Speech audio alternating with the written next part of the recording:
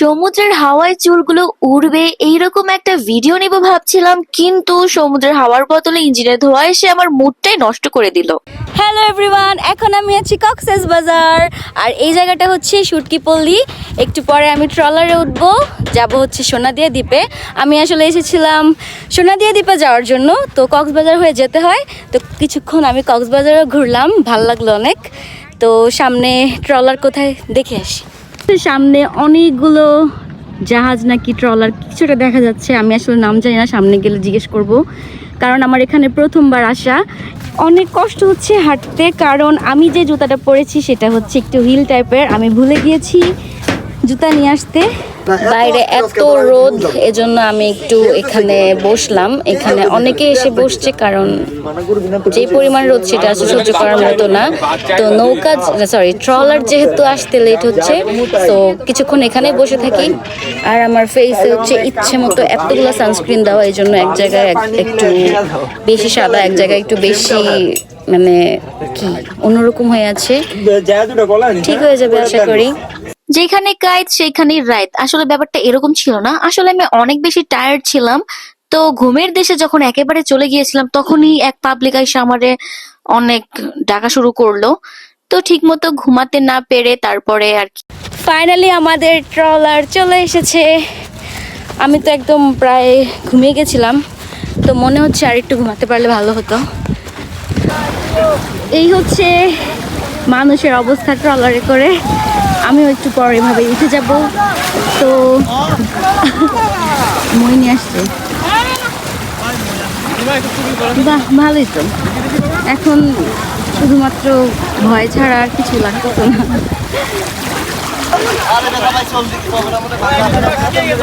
সবাই ওঠার জন্য সামনে চলে আসছে, আর আমি আসলে খুব ভয় পাচ্ছি, আবার খুব বেশি এক্সাইটমেন্ট লাগছে। চলো দেখি কি হয়।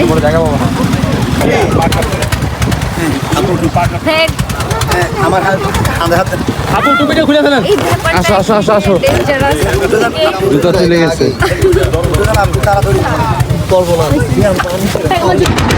তো আমাদের জার্নি শুরু। আমি একদিকে খুব এক্সাইটেড, আবার অনেক ভয়ও পাচ্ছি।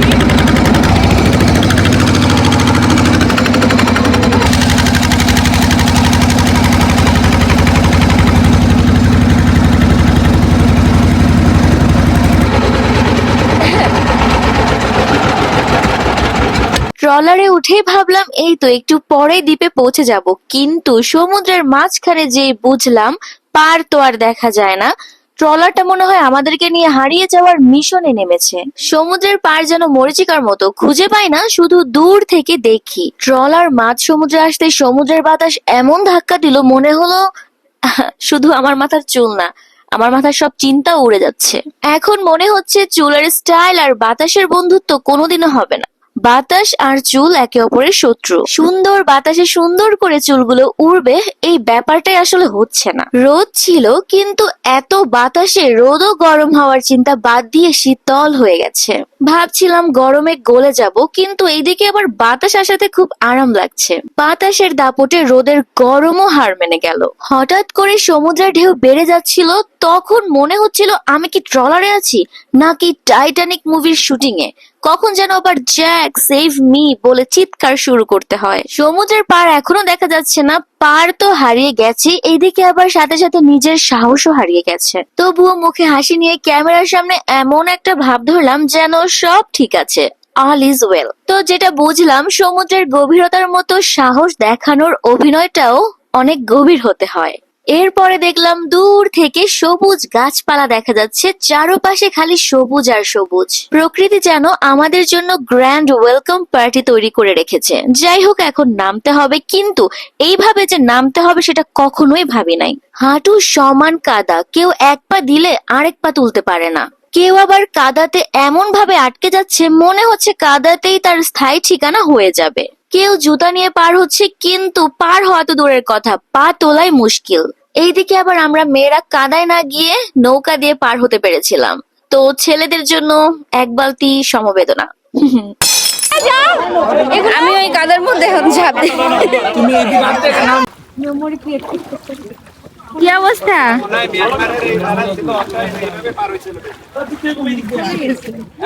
সবাই সবাইকে সাহায্য করতেছে।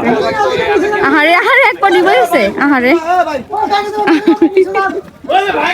ওই যে একজন কি আর বলবো। এই পিচ্ছি, আমাদেরকে একটু নিয়ে যাও। ভাই আপনারা চাইলে উঠবেন না, আগে মেয়ে উঠেন। আমরা মেয়েরা সবাই এই নৌকাতে উঠবো।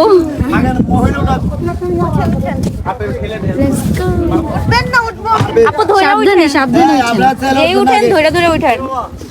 আসতে পারবেন? হ্যাঁ আসতে পারবো। কিরে কোনটা গেছে?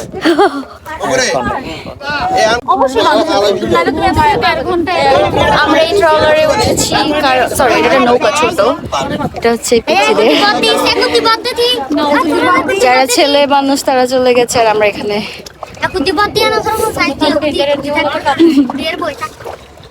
তোমাদের বাসা এখানে না? এটা হচ্ছে ওদের নৌকা। তোমাদের নৌকা বলো। Thank you.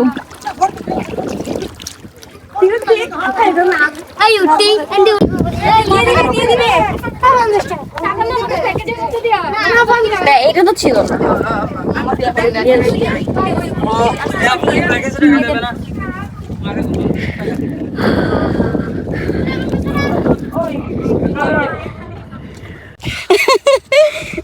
পাটা ঠিক ওয়াশ করে নিতে হবে। আসলে আমরা মেয়েরা কাদার ভিতরে বেশি যাই নাই, একদমই যাই নাই। তো ছেলেরাই বেশি ভিড় করছে এখানে, কারণ ছেলেগুলো একটু বেশি কষ্ট করছে। দেখতে পারতেছে ওরা সবাই একদম ওয়াশিং নিয়ে ব্যস্ত। তো এখানে আসার আগে অবশ্যই এই যে ইনস্ট্রাকশন গুলো পড়ে নিবা। আমি অলরেডি পড়ে নিয়েছি। এই তো ট্রলার থেকে নামতেই বালুময় সমুদ্র সৈকত খুঁজছিলাম, কিন্তু সামনে পড়লো বড় একটা মাঠ। বিশাল মাঠে গরুগুলা যেন নিজেদের মধ্যে জমজমাট একটা পিকনিক পার্টি করছে। সবাই খাওয়া দাওয়াতে ব্যস্ত। এইদিকে দেখলাম সুন্দর একটা গ্রাম, ছোট্ট একটা দ্বীপে এত লোকজন, এত সুন্দর ঘরবাড়ি, নারকেল গাছ, হাঁস মুরগি, পুরো একটা প্যাকেজ। ভাবলাম আমি ভুল করে কোনো গোপন গ্রামের সন্ধান পেয়ে গেছি নাকি। ন্যাচারাল বাতাস, একদম ফ্রি এয়ার কন্ডিশন, ফ্রিতে ফ্রেশ অক্সিজেনের অফার। ট্যুরের প্ল্যান শুনে মনে হচ্ছিল যে মালদ্বীপের মতো কোনো দ্বীপে যাচ্ছি, কিন্তু আসলে এখানে হাইফাই খাওয়া দাওয়া, গোসলের এরকম সুব্যবস্থা নাই। কিন্তু বন্ধুরা মিলে একসাথে সমুদ্রের পাশে রান্না করে টেন্টে রাত কাটানোর জন্য পারফেক্ট। ঢেউয়ের শব্দ আর বাতাসের সাথে লাস্ট বেঞ্চারদের গানের মতো একটা রাত। তো দুপুরবেলা এই গ্রামে খাওয়ার ব্যবস্থা ছিল ভাত, মাছ ভর্তা, সবজি, ডাল। No 5 star hotel, no fast food, no hifi buffet. মাছ ভর্তা, সবজি, ডাল, এই খাবারটা কোনো 5 স্টার রেস্টুরেন্টের মেনুতে রাখলে নাম কি হতো জানেন? Rural deluxe platter, served with love and fresh air. খাওয়া দাওয়া তো শেষ, এবার থাকার জায়গায় যাচ্ছি। তো এখানে কোনো রিসোর্ট নাই, 5 স্টার হোটেল নাই, টেন্টের মধ্যে রাজকীয় জীবন যাপন করতে হবে। টেন্টে বসে আকাশের মিলিয়ন মিলিয়ন স্টার দেখা যাবে। এতে করে 5 স্টার হোটেল না হলেও মিলিয়ন স্টার হোটেল হয়ে যাবে। এইদিকে টেন্ট খুঁজতে গিয়ে বুঝলাম বাসা ভাড়া নেওয়ার চাইতেও টেন্ট খোঁজা কঠিন। টেন্ট খোঁজা শেষ করে আর অপেক্ষা করতে পারলাম না, রেডি হয়ে দৌড় দিলাম সমুদ্রে, একদম সোনাদিয়া দ্বীপের ক্যাটরিনা কাইফ হয়ে। তারপরে সমুদ্রে ঝাঁপ দিয়ে যে গোসল করলাম এই ভিডিও নিতে ভুলে গেছি। এরপরে সন্ধ্যাবেলা সোনাদিয়া দ্বীপের বুকে এখন শুধুমাত্র চাঁদের আলো আর আমাদের এই ক্যাম্প ফায়ার। এই ক্যাম্প ফায়ারের আগুন না থাকলে আমাদের মনেও শীতের আগুন লাগতো, কারণ ঠান্ডায় একদম পুড়ে যাচ্ছিলাম, হাত পা সব জমে যাচ্ছিল। আবার আগুনের বেশি কাছে গেলেও মনে হচ্ছিল এখনই জ্বলে যাব। আগুনে গরম হওয়ার নিয়ম আছে, কিন্তু ঝলসে যাওয়ার নিয়ম তো নাই। এদিকে আবার মনের ভেতরে তো অল টাইম আগুন লেগেই থাকে কারোর জন্য। তার উপর সমুদ্রের পাড়ে বসে আগুন জ্বালিয়ে মনের আগুন আর ক্যাম্প ফায়ারের আগুন সবকিছু মিলিয়ে সময়টা খুবই ভালোই কাটাচ্ছিলাম। তারপর হঠাৎ করে এই খাবারটা পেয়ে অনেক বেশি খুশি হয়ে গিয়েছিলাম, কারণ এই দ্বীপে হাইফাই খাবার দূরের কথা, নর্মাল খাবার দাবারই খুবই কম। এটা তো আর কক্সবাজার না।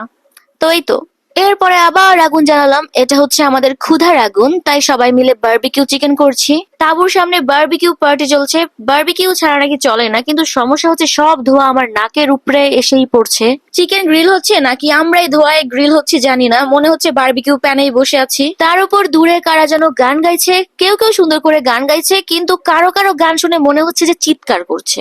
সন্ধ্যার বাতাসে একদিকে সমুদ্রের গর্জন, আরেকদিকে ভাই বোনদের গানের চিৎকার। এরা গান গাইছে নাকি শয়তান তাড়ানোর মন্ত্র পড়তেছে বুঝতে পারতেছি না। গান শুনতে শুনতে আমি এতক্ষণে বুঝে গেছি বেঁচে থাকার জন্য অক্সিজেনের পাশাপাশি সহ্য শক্তিও দরকার। তারপরে ফাইনালি এখন খাবো। আর এই যে লেগ পিসটা দেখছেন, এটা পাওয়া এত সহজ না। এই লেগ পিসের জন্য সবাই অনেক প্রতিযোগিতা করে। প্রতিযোগিতা ছিল কঠিন। আমি কষ্টে, ত্যাগে এবং ধৈর্যে এই পিস জিতেছি। তো এই সফলতার স্বাদ নিতে নিতে ভাবছি আমি সমুদ্রে বেড়াতে এসে মাছ না খেয়ে মুরগি খাচ্ছি। বাইরে সমুদ্রের হাওয়া বইছে আর এইখানে তাঁবুর ভেতরে বারবিকিউ চিকেন। সমুদ্রের মাছেরা ভাবছে আমাদেরকে রেখে মুরগি খাচ্ছে, আর আমি ভাবছি আমার এক হাতে বারবিকিউ চিকেন আর অন্য হাতে নো টেনশন। খাওয়া দাওয়া শেষ করে ঘোরাফেরা করছি আর চলছে মশাদের সাথে লাইভ চ্যাট। আর ওয়াইফাই কানেকশন না থাকলেও প্রকৃতির সাথে চলছে দুর্দান্ত কানেকশন। রাতে ঘুমাতে হবে সমুদ্রের পাশে টেন্টে। এখানে কোনো 5 স্টার হোটেল নেই, কিন্তু তাঁবুর ভেতরে হাজার তারার নিচে ঘুমাতে হবে, ঠিক যেন মিলিয়ন স্টার হোটেল। ঘুম থেকে উঠে দেখা যাবে আকাশ। তো সমুদ্রের পাশে টেন্ট নিয়ে ঘুমানোর ইচ্ছাও পূরণ হয়ে গেল।